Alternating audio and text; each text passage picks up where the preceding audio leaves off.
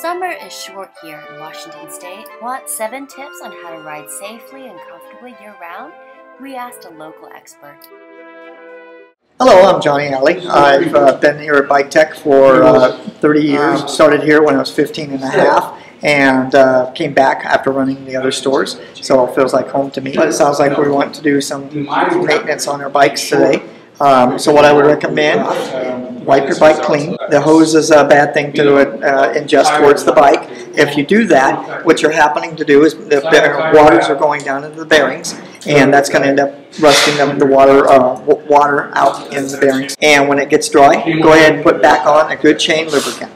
You don't want to use your WD-40s. That's not a good lubricant, and you don't want to use anything wet. 3-in-1 oil, motor oil, nothing like that. It stays wet, everything clings to it, it gets really dirty really fast. So what you want to use is, we do sell things like Tri-Flow, works really well. So there's some good lubricants out there that you can get your local bike shop. Always make sure that there's grease on your seat post. So if there's not, what's going to happen is the two metals are going to bond together, and it's going to be a real issue trying to get the seat to move after that. And the anatomy of a seat is very important to women as well as men.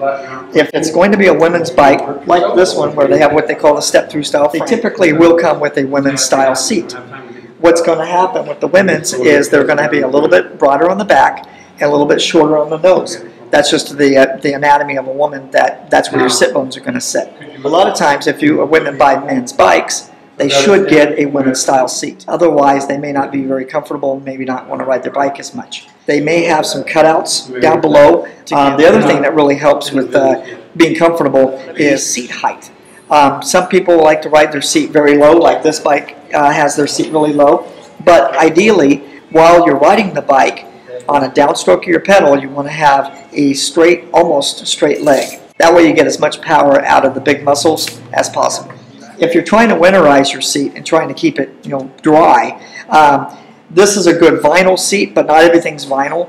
They will come with more of a lycra type of fitting cover on there. That absorbs a lot of water. You might end up putting a shower cap over. It's really easy to do. Or after dusk, you should also make sure that you have plenty of lighting.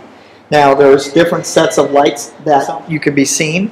Some will blink like this one is doing, just so you can get noticed by the motorists. But there are going to be better lighting that projects a good light, so you can actually see out in front of you. You don't hit a pothole or anything like that. So now you're ready to ride, even in chilly Washington State winter.